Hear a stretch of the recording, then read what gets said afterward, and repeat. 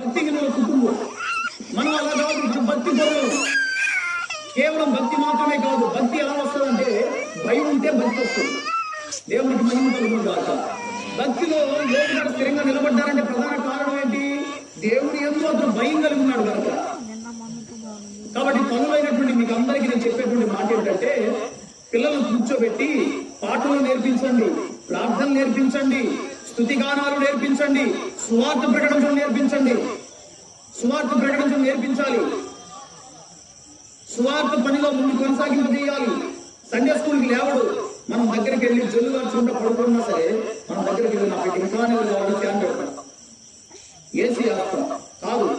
ఉదయాన్నే లేపి మొహం కడుకున్న తర్వాత చక్కగా ప్రార్థన చేయమని చెప్పాలి పిల్లలకి. బైబిల్ చదివించడం నేర్పించాలి పిల్లలకి. ప్రభువుని స్తుతించడం, వాయిద్యాలు నేర్పించడం నేర్పించాలి పిల్లలకి. నేర్చుకోమని చెప్పాలి, ప్రోత్సహించాలి. చిన్ననాటి నుండే విశ్వాసం